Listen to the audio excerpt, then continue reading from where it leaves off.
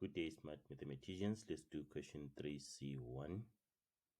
In the diagram alongside f of x is equal to x squared minus 2x minus 3.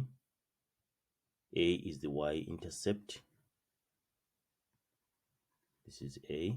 And B is the x-intercept of f. B is the x-intercept of f. Calculate the coordinates of A and B for 4 marks. So A is the y-intercept. So from our equation, we can see that the y-coordinate of A will be -3. Okay, -3. So A will be 0, -3. Just know that along the y-axis, x is equal to 0. So we say y is equal to 0 squared. Where there's x, we put 0, minus 2, 0, minus 3.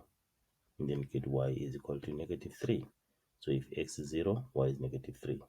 Just get from the constant term of this standard form.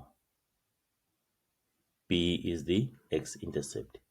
Every time you're asked to find the coordinates of a point, ask yourself what that point is. B is the x-intercept, so it means y is equal to 0 at B. So it means where there's f of x, we put 0. So we have 0 is equal to x squared minus 2x minus 3.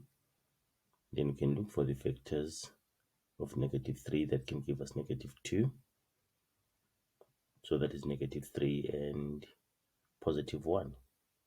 Okay, so it means 0 is equal to, we have our two brackets, x minus 3, x plus 1. Therefore, x is equal to 3 or x is equal to -1. It means B is 3, 0, and then we'll have -1 this side, -1, 0 this side for the other x-intercept. We're asked to find the coordinates of A and B. So A is 0, -3, then B is 3, 0.